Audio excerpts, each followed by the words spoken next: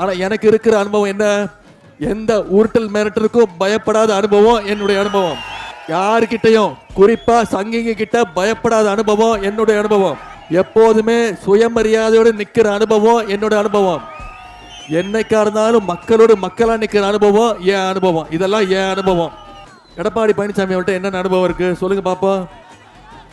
முதல்ல ஜெயலலிதா அம்மா காலு, அந்த அம்மா இறந்த பிறகு சசிகலா அம்மா காலு, அப்புறம் அந்த அம்மாவை துரத்தி விட்டுட்டு மோடி அமித்ஷா இவங்க 2 பேர் காலை பிடிச்சிட்டு இருக்கிறதா அவருடைய அனுபவம்.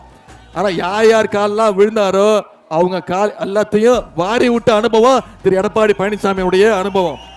நான் ஒன்றும் டெல்லிக்கு திருட்டுத்தனமா போய் 4 கார் மாறி அமித்ஷா வீட்டுக்கு போயிட்டு வரல. அந்த அனுபவம் என்கிட்ட இல்லை. நான் ஒன்றும் அமித்ஷா வீட்டுக்கு போயிட்டு திரும்பி வரும்போது கர்ச்சிஃபால மூஞ்ச மூடிக்கிட்டு யாருக்கும் தெரியாம திருட்டுத்தனமா வந்த அனுபவம் எனக்கு கிடையாது. தமிழ்நாட்டுடைய உரிமைகளை டெல்லியில அடக்கு வச்ச அனுபவம் எடப்பாடி பழனிசாமியுடைய அனுபவம். ஏன்னா அவருக்கு இருக்கிற மாதிரி இந்த கேவலமான அனுபவங்கள்லாம் எனக்கு தேவையில்லை.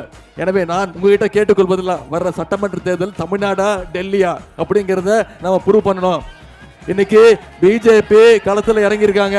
பிஜேபி அவங்களோட டீமை இறக்கியிருக்கிறாங்க. அவங்க மட்டும் இல்ல, BJP B team, C team, D டீம்னு பல டீம்கள் இறங்கியிருக்கு. எத்தனை டீம் வந்தாலும் தமிழ்நாட்டில் என்னைக்குமே திமுக தான் சாம்பியன் அப்படிங்கிறத இந்த தேர்தலில் நாம் நிரூபிச்சு காட்டணும். செய்வோமா?